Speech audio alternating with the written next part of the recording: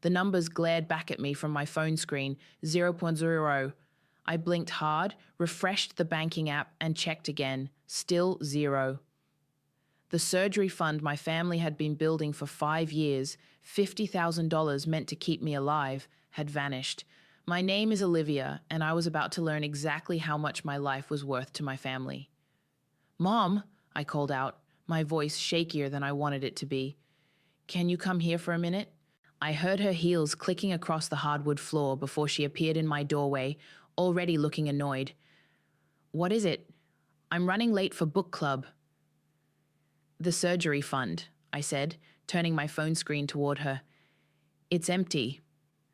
Her face didn't register surprise. That's when I knew. "Oh, that." She waved her hand dismissively. "Garrett needed it for a temporary business investment. He'll double it within a month, don't worry." The room started spinning. "He what?" "Don't be dramatic, Olivia. Your brother knows what he's doing. He's got major investors lined up." "You let him take my surgery money?" My voice cracked. "Without even asking me?" "It's a family decision," she said, checking her watch. "Your father and I agreed it was the right move. The specialists said you could wait another year anyway." I gripped my bedsheet so hard my knuckles turned white. "Where's Garrett?" "In his office, but don't—" I was already pushing past her, ignoring the familiar ache in my joints as I stormed down the hallway. I didn't bother knocking. Garrett spun around in his chair, that trademark golden boy smile faltering when he saw my face. "Hey, sis, everything okay?" "The fund," I said. "What did you do with it?" He leaned back, all casual confidence. "Just a temporary thing. I've got this huge deal coming through." "Cut the bullshit. Where's the money?" "Look." He stood up, hands raised placatingly. "There was this opportunity I couldn't pass up. High-stakes poker game, private table. My contacts swore it was a sure thing." "You gambled my surgery money?" "Invested," he corrected. "And yeah, it didn't go as planned, but I've got another angle. 2 months tops, I'll have it all back, plus more." Dad appeared in the doorway, probably drawn by our voices. "What's going on?" "Tell him," I said to Garrett. "Tell him what you did with the money." "Martin," Mom rushed in behind him. "I was just explaining to Olivia about the temporary arrangement." "Temporary arrangement?" I laughed, a harsh sound. "He lost it all gambling." "Now hold on." Dad raised his hands. "Garrett assured us this was a legitimate business venture." "And you believed him? Again?" "Watch your tone," Mom snapped. "Your brother is trying to help this family." "Help?" I pulled out my phone, fingers shaking as I opened my medical records. "My condition is getting worse. The specialist said if we wait too long—" "You always make everything so dramatic," Garrett interrupted. "A year won't kill you." The room went silent. I stared at my brother, my parents' precious firstborn, their golden child, and something inside me finally snapped. "You're right," I said quietly. "A year won't kill me. You're doing that just fine on your own." "Olivia!" Mom gasped. "I need some air," I muttered, pushing past them. "Don't be like this," Garrett called after me. "Come on, we're family." I slammed the front door behind me, but not before hearing Mom's voice. "Just let her go. She'll calm down eventually. She always does." They were right about that. I always had before. The quiet one, the sick one, the burden they had to deal with. Poor little Olivia, always making a fuss about her health while perfect Garrett chased his dreams.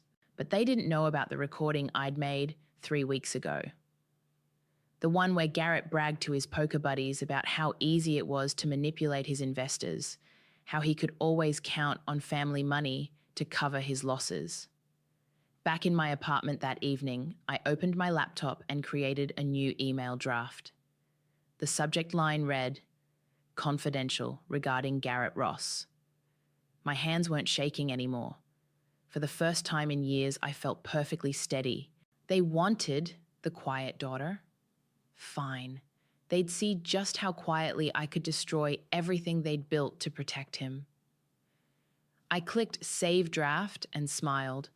Sometimes the sickest person in the room isn't the one with the medical condition. Growing up, my bedroom window faced Garrett's trophy wall. Every morning, I'd wake up to the glint of gold medals and plaques celebrating his achievements. Meanwhile, my wall displayed a medical chart tracking my vital signs.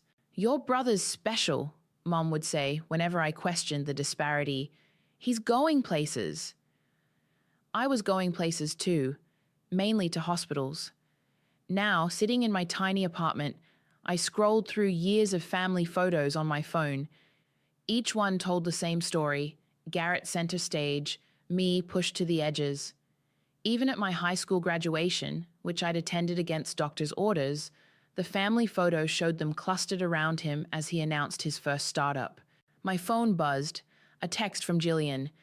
"You okay? Haven't heard from you since yesterday."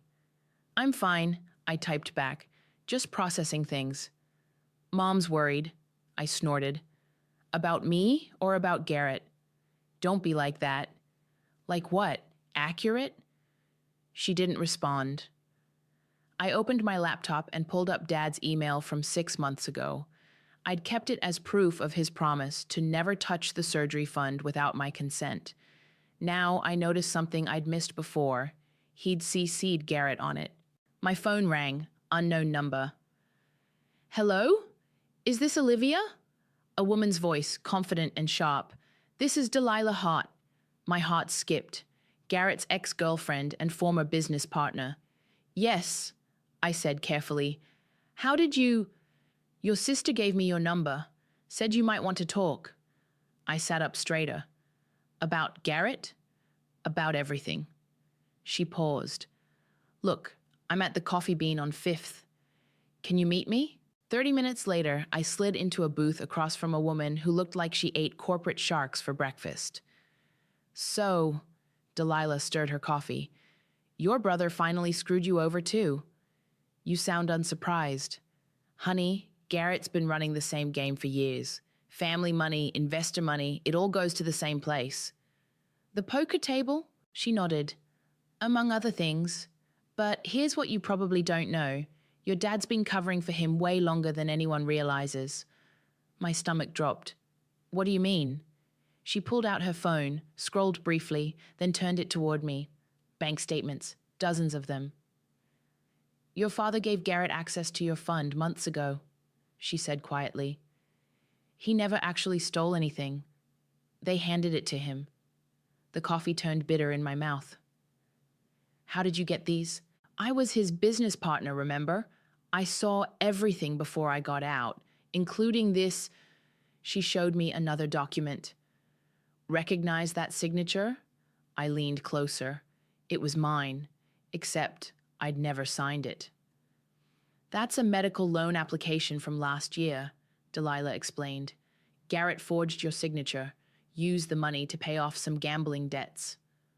The room started spinning again, but differently this time. Not with shock, with rage. "Why are you showing me this?"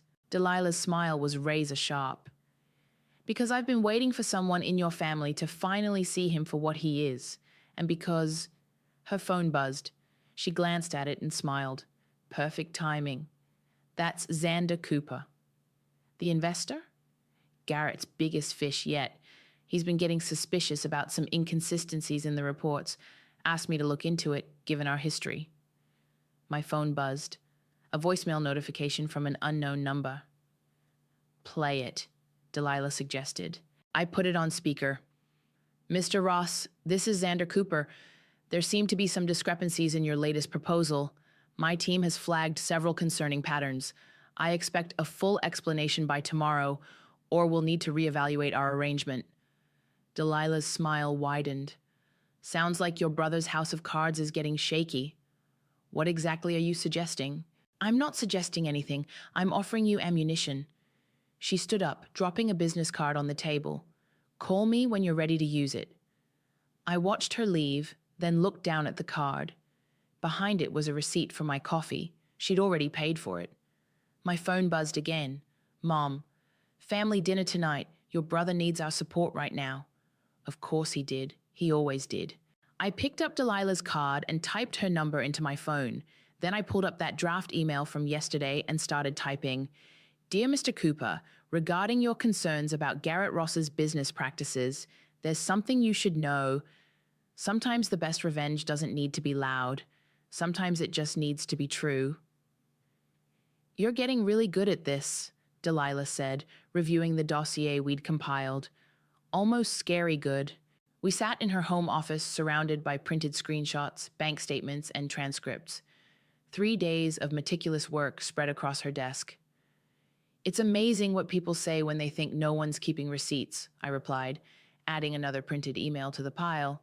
Speaking of receipts, Delilah tapped her laptop, your brother just tried to raise another $100,000 from the Thompson Group, use the same pitch he gave Xander. Bold move for someone already under scrutiny. Bold isn't the word I'd use, she smirked. How's the family dinner plan coming along? I checked my phone. Mom's insisting on celebrating his birthday early, says we need to come together as a family right now. Perfect timing. My phone buzzed. Jillian, can we talk? Alone? I need to go, I told Delilah. My sister wants to meet.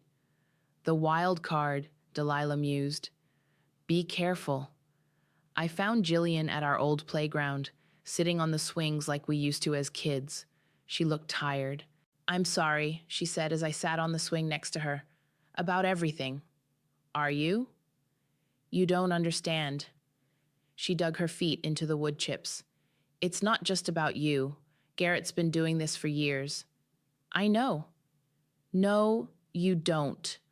She reached into her bag and pulled out a USB drive. Remember when I had to quit art school?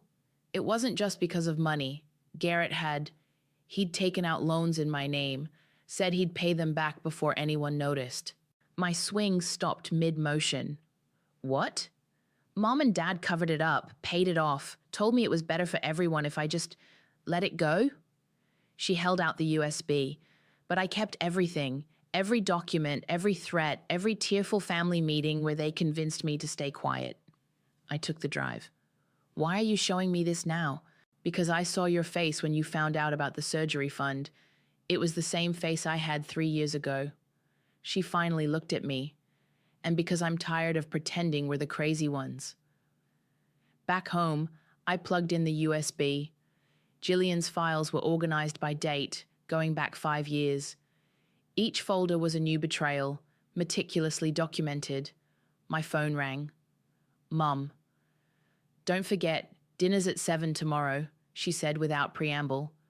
Wear something nice. Your brother has an announcement. I'll be there. And Olivia, try to be supportive. He's under a lot of pressure. I looked at my screen, at the folder marked Garrett's Promises. Don't worry, Mom. I'll give him exactly what he deserves. The next evening, I arrived at my parents' house wearing my best dress and my brightest smile. Garrett was already holding court in the living room. There's my favorite sister, he called out, arms wide. I thought Jillian was your favorite, I said, accepting his hug while slipping my phone into his jacket pocket on silent mode. You're both my favorites, he laughed. Hey, about that thing last week. No hard feelings, right? Business is looking up. I'll have everything sorted soon. Of course, I smiled. Water under the bridge. Mom beamed. See? I knew you'd understand. We gathered around the dining table, Garrett at the head like always. He clinked his glass. I want to thank everyone for coming tonight, he started. Especially Olivia. I know things have been tense, but family always comes first, right? My phone vibrated in my purse, the signal that his phone had successfully synced to my laptop upstairs, downloading everything. To family, I raised my glass, catching Jillian's eye across the table. And, Garrett continued, I have amazing news. The Thompson Group is about to... His phone rang. He checked it, frowned, then excused himself. I counted the seconds. 3, 2, 1. What do you mean, evidence of fraud? His voice carried from the hallway. That's impossible. Who sent... No, Mr. Thompson. I can explain. Mom's fork clattered against her plate. What's happening? Dad stood up. I took another sip of wine. I think Garrett's about to learn something about karma. Jillian's hand found mine under the table and squeezed. Above us, my laptop continued downloading every email, text, and document from Garrett's phone. Sometimes revenge doesn't need to be loud. Sometimes it just needs to be thorough. And I was just getting started. The sound of breaking glass echoed through the house. Garrett had locked himself in his office after the phone call, but the walls couldn't muffle his meltdown. "Should someone check on him?" Dad asked, pacing the living room. Mom wrung her hands. "He just needs time to process. I'm sure it's all a misunderstanding." Another crash. Jillian flinched. "Some misunderstanding," I muttered, loud enough for them to hear. "This isn't helping, Olivia," Mom snapped. "Your brother is in crisis. My brother is in trouble because he committed fraud. Don't use that word." She looked around like the FBI might be hiding behind the curtains. Garrett's office door flew open. He looked wild, tie askew, hair standing up where he'd been running his hands through it. "It's over," he said, voice hollow. "Thompson's lawyers are involved. They're talking about an audit." Mom rushed to him. "We'll figure something out, we always do." "Not this time." He looked straight at me. "Someone sent them everything. Bank records, emails, recordings." "Recordings?" Dad's face went pale. "Of me, at the poker games. Talking about—" He swallowed hard. "About how I move money around." "Who would do such a thing?" Mum demanded. I kept my face carefully neutral, but Garrett's eyes narrowed. "You," he whispered. "It was you." "Prove it." He lunged forward, but Jillian stepped between us. "Don't." "You ruined everything," he shouted over her shoulder. "Years of work destroyed because you couldn't wait a few months for your stupid surgery." "Garrett!" Dad's voice cracked like a whip. "That's enough." "No, it's not enough." He spun toward our father. Tell them what you did." The room went silent. Dad's face drained of color. "Martin?" Mom's voice was uncertain. "What is he talking about?" Dad sank into his armchair. "I've been helping him. Monthly loans, covering margins. I thought I could keep it contained." "How long?" Mom whispered. 3 years, maybe 4. "Jesus Christ," Jillian breathed. "I had to." Dad's voice rose defensively. "He needed help, and I'm his father." "And what am I?" I asked quietly. "Because you're my father too, but you gave him my surgery fund. He promised he'd replace it, like he promised to pay back Jillian's art school money." Mom's head snapped up. "What?" Jillian stepped forward. "The real reason I quit school. Garrett took out loans in my name. Dad paid them off to keep it quiet." "I did it for the family," Dad shouted. "No," I said. "You did it for him. There's a difference." Garrett slumped against the wall. "They're freezing my accounts. All of them." "We'll remortgage the house," Mom said immediately. "They'll trace that too," Jillian pointed out. "Any large transfers will look suspicious now." "This is all your fault," Mom hissed at me. "If you'd just kept quiet." "If I'd just died quietly, you mean? Don't be dramatic." "Dramatic?" I laughed. "I have the medical records, Mom, the specialist reports. The ones saying if I wait too long, the surgery might not even help anymore. But sure, I'm being dramatic." "We can fix this," Dad said, but his voice shook. "We just need to think." "Think about what?" I asked. "How to protect Garrett again? How to sweep this under the rug like you did with Jillian? Like you've done my entire life?" My phone buzzed. A text from Delilah. "Xander's team found the forged medical loan. They're adding it to the case." I smiled. "Actually, it's too late to think about anything." "What did you do?" Garrett's voice was deadly quiet. "Me? Nothing. But karma. Karma's been taking notes all these years, and now it's calling in every debt. You little—" He started toward me again, but this time Dad caught his arm. "Don't make it worse," Dad warned. "Worse?" Garrett laughed hysterically. "I'm about to lose everything and you're worried about making it worse?" "No," I said, heading for the door. "You already lost everything. You just didn't notice because you were too busy spending it. Olivia, please, Mom called after me. We're family. I paused in the doorway. Funny how that only matters when he needs something. Outside, the night air felt clean, purifying. My phone buzzed again. Jillian, coming over later. We need to talk. One last text came through as I reached my car, this one from an unknown number. Ms. Ross, this is Xander Cooper's office. We'd like to discuss your brother's case. Please call us at your earliest convenience. I started the engine, watching my family's shadows move behind the living room curtains. They'd spend all night trying to save Garrett, just like always. But this time, there'd be no salvation, only consequences. You need to eat something, Samantha said, pushing a plate of toast across her kitchen counter. Revenge is exhausting work. I'd met Samantha at a chronic illness support group years ago. Now she was both my friend and my unofficial legal advisor. Her apartment had become my sanctuary over the past week. I'm not hungry, I said, staring at my phone. 27 missed calls from Mom. Eat anyway. You have a meeting with Xander's team in 2 hours. The toast tasted like cardboard, but I forced it down. What if I'm taking this too far? Are you having doubts? No, maybe. I don't know. My phone buzzed again. This time it was Jillian. Mom's on her way to your apartment. She's pretty worked up. Perfect, I muttered. Just perfect.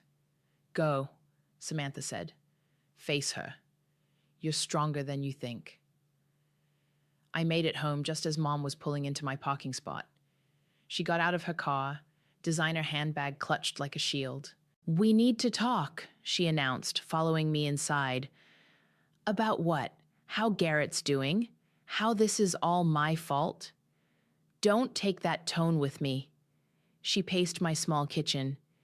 Do you have any idea what you've done? Your father might lose his job if this gets out. We could lose the house. And I could lose my life without that surgery. Oh, please. She waved dismissively. The doctor said you have time. Sometime, maybe, if I'm lucky. I leaned against the counter. But Garrett needed the money now, right? He's building something important. His company could change everything for this family. His company is a fraud, Mom, just like everything else about him. How dare you? She slammed her hand on the counter. After everything we've sacrificed for you, for me, I laughed. Name one thing you've sacrificed for me. The medical bills, the specialists, the endless appointments. Basic parental responsibilities aren't sacrifices. But you know what is? Jillian giving up her dreams, Dad risking his retirement, all of it to cover for Garrett's gambling. He's not gambling, he's... Stop lying, my voice cracked. Just stop.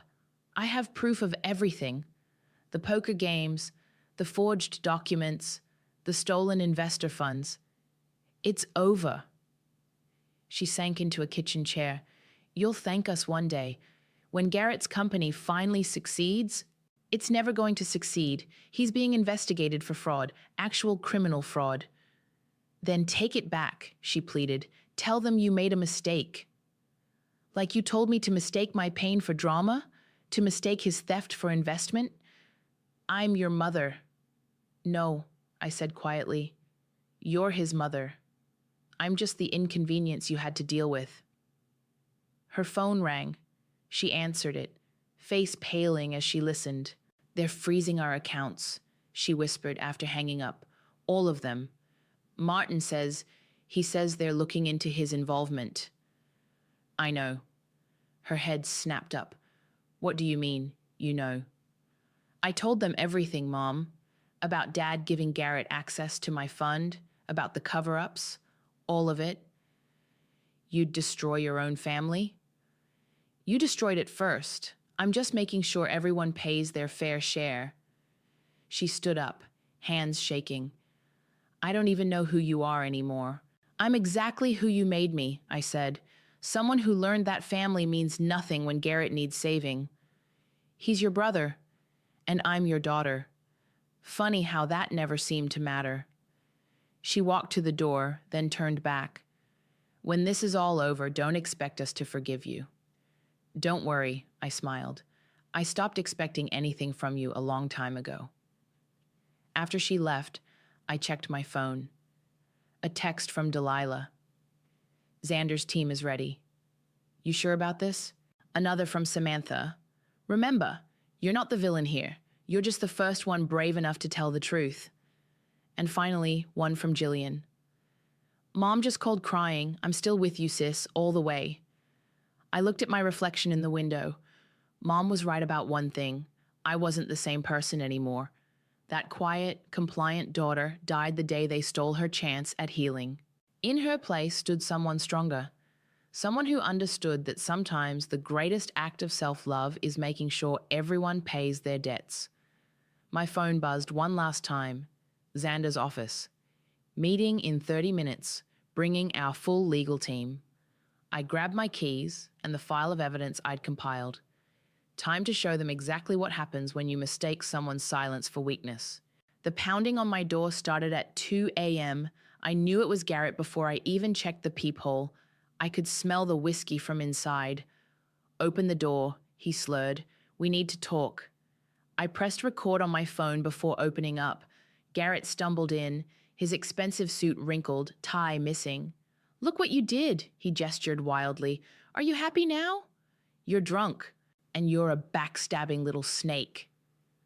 He dropped onto my couch. They're saying 5 years. 5 years if they can prove intent. Sounds like they already have.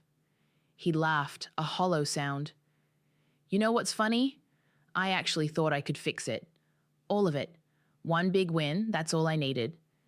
Is that what you told yourself when you took my surgery money? The surgery, he sneered. Always about the surgery.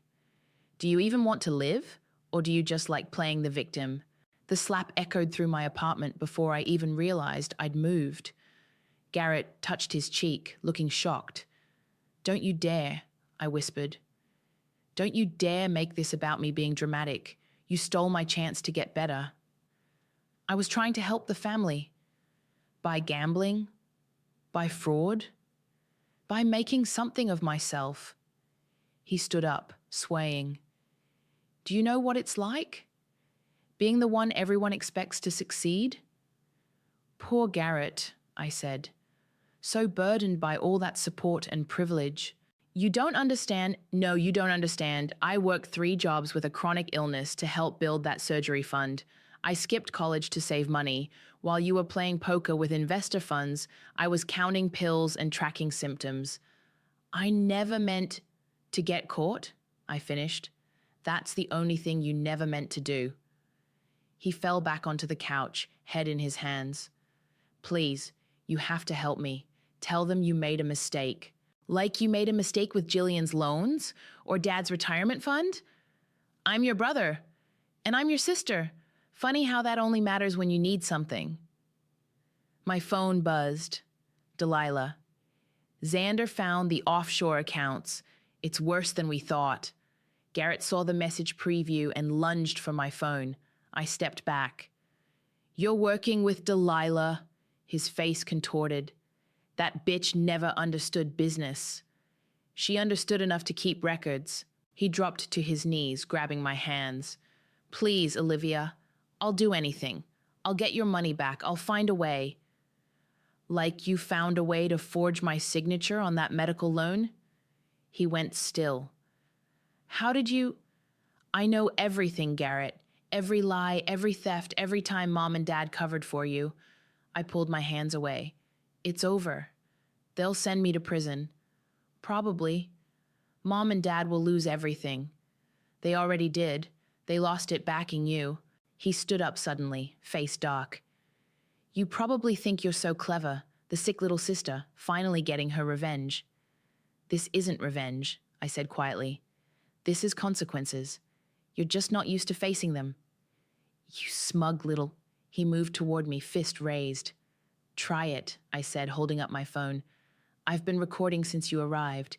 Give me a reason to add assault to the charges. He froze, then deflated completely. I'll be ruined. Now you know how it feels. My phone buzzed again. Jillian. Police just left our house. Dad's being questioned tomorrow. Garrett saw the message and laughed bitterly. Congratulations, you've destroyed the whole family. No, I opened my door. You did that. I'm just making sure everyone knows it. You'll regret this, he said, stumbling toward the exit. When you're alone and dying, you'll regret it. I'm not dying, Garrett. Not anymore. I smiled. Delilah's friends at the private clinic found me a surgery slot. Turns out karma works both ways. The door closed behind him. I listened to his uneven footsteps fade down the hallway, then called Samantha. He just left, I said. Drunk, threatening. I recorded everything. Good, she replied. Send it to Xander's team. And Olivia, you did the right thing. Then why does it hurt? Because you're nothing like him. That's why you'll heal, and he never will. I sent the recording, then looked at the family photo still hanging on my wall. Time to take it down. Some things needed to end for others to begin. My phone lit up one last time. The clinic. Surgery scheduled for next month. Payment received from anonymous donor. I smiled, knowing exactly which former business partner had made that arrangement. Sometimes karma needs a little help evening the score. He's trying to run, Delilah announced, bursting into my hospital room. Xander's team caught him trying to access one of his hidden accounts. I was 3 days post-surgery, still groggy but healing. Jillian looked up from where she'd been reading beside my bed. When? She asked. This morning. They've frozen everything now.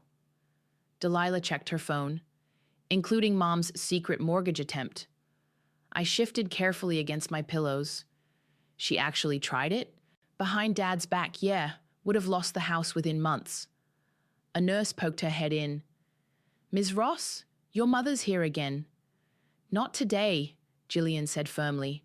Doctor's orders. We waited until the nurse left before Delilah continued. Your father's cooperating with the investigation. Full confession about his involvement. And Mom, still in denial, keeps telling everyone it's all a misunderstanding. My phone lit up with a text. Samantha. Turn on the news. Channel 7. Jillian grabbed the remote and flipped to the local station. There was Garrett being led out of his office in handcuffs. Breaking news, the reporter announced. Local entrepreneur arrested for investor fraud and embezzlement. Sources say the investigation began after evidence was provided by family members. Holy shit, Jillian whispered. I watched my brother's face on screen. No more confident smile, no more golden boy charm, just a man who'd finally run out of second chances. They're saying 3 to 5 years, Delilah said quietly. Maybe more, depending on what they find in those offshore accounts. Another text from Samantha. Your parents' house is being searched right now. Jillian's phone rang. Mom. Don't answer it, I said. I have to. She stepped into the hallway. Delilah took her seat. How are you feeling? Better, stronger. I touched my surgical site gently. The doctor says it worked. Good, because there's something else you should know. She hesitated. Xander wasn't just looking to bust Garrett. He was waiting for an excuse. What do you mean? Garrett had dirt on some of Xander's less legal ventures. Was using it as leverage. You didn't just expose your brother, you gave Xander a way to neutralize a threat. I absorbed this. So I was just a convenient weapon? You were the match that lit the fuse. But the bomb? That was all Garrett's making. Jillian returned, face pale. Mom's on her way. She's not good. Security's been notified, the nurse said from the doorway. They won't let her up. 20 minutes later, we heard the commotion downstairs. Mom's voice carried through the building. That's my daughter. I have a right to see her. My phone buzzed. A text from Dad. I'm sorry for everything. I know it's too late, but I'm sorry. Ms. Ross? A detective stood in my doorway. We need to ask you a few more questions about the forged medical loan. Now? Jillian protested. She just had surgery. It's okay, I said. I'm feeling strong enough. The detective sat down, notebook ready. We found something interesting in your brother's office.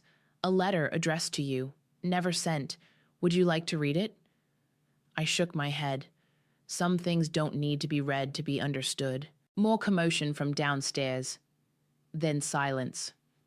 They're escorting her out, Delilah reported, checking her phone. She tried to make a scene in the lobby. Classic mom, Jillian muttered. The detective cleared his throat. About the loan. I have everything documented, I said. Every forged signature, every transferred amount. But you might want to ask my father about his part in it. We already have. He stood up. Thank you for your cooperation, and for what it's worth, you did the right thing. After he left, Jillian took my hand. You know they'll never forgive us.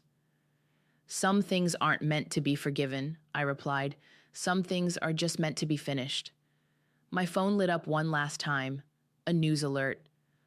Local families fall from grace, a story of fraud, betrayal, and justice. Delilah read it over my shoulder. Want me to have them kill the story? No, I said. Let them run it. Some truths need to be heard. Through my window, I could see Mom's car being towed from the emergency lane. Dad's confession would be official by morning. Garrett was already in custody. You protected him, I whispered to the fading daylight. So now you'll fall with him. Jillian squeezed my hand. What happens now? I looked at my surgical site, at the promise of healing it represented. Now we learn how to live without their poison in our veins. Outside, sirens faded into the distance, carrying away the last pieces of my family's perfect facade.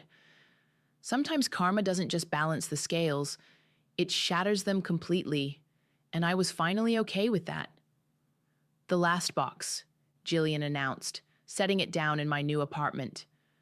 You're officially moved in.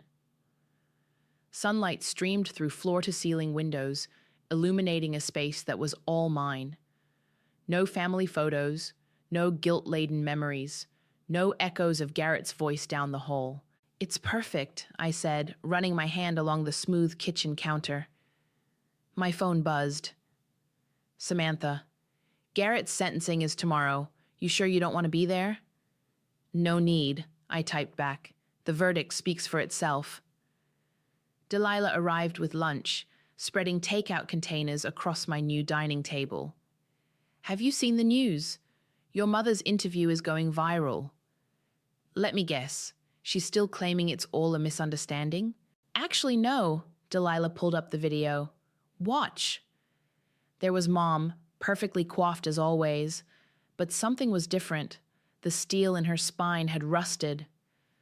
I failed them, she said to the reporter. All of them. I protected one child so much that I destroyed the others. And now... She looked directly at the camera. Now I've lost them all. I turned it off. Too little. Too late. Dad called this morning, Jillian said quietly. The house is being sold to pay restitution. Where will they go? Mom's sister offered them her guest house. Temporary until they figure things out. My phone lit up again. A text from Dad. The doctors say your latest tests look good. The surgery worked. I know I have no right to be happy about that, but I am. I deleted it without responding. Speaking of good news, Delilah pulled out an envelope.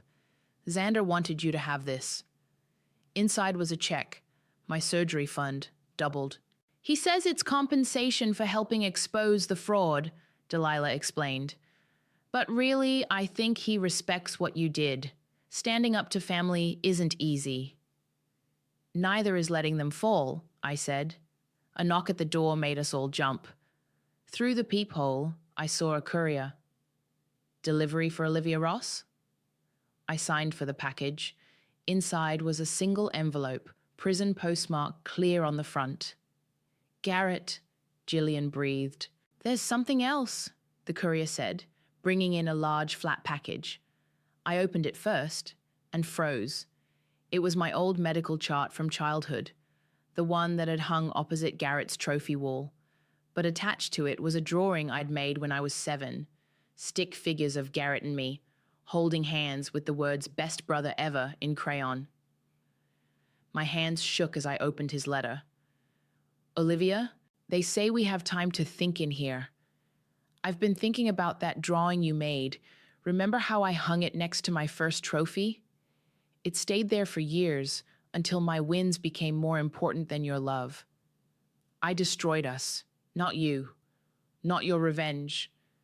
Every choice I made, every lie I told, every time I put myself first, I was dismantling our family piece by piece. Don't read this as an attempt at reconciliation. Some things can't be fixed. Some trust can't be rebuilt. I understand that now. I just wanted you to know you weren't wrong about any of it. And I'm glad the surgery worked. Live well, little sister. Live better than I did. Garrett. I handed the letter to Jillian without a word. Are you okay? Delilah asked softly. I'm not sure. I walked to my windows, looking out at the city below. I thought revenge would feel more final. Maybe because it wasn't really about revenge, Jillian said, finishing the letter. It was about survival. My phone buzzed one last time, a message from an unknown number. This is Anne, your mother. I know you won't answer my calls, but I need you to know something. You were never the sick one. We were. And I'm so sorry we made you prove it. I placed the childhood drawing on my windowsill, letting the sun illuminate those innocent stick figures. What now? Jillian asked. Now? I touched my healing surgical site. Now we learn who we are without their shadows over us. Together? She held out her hand. Together. Delilah raised her takeout container like a toast. To new beginnings. No, I said, taking Jillian's hand. To truth, however much it costs. Outside, the city hummed with life and possibility. Inside, in this space that was mine alone, I finally felt something I'd never expected. Peace. Not because I'd won, not because they'd lost, but because for the first time in my life, I was breathing air that wasn't thick with lies. Sometimes the happy ending isn't about forgiveness. Sometimes it's about finding the strength to walk away and keep walking.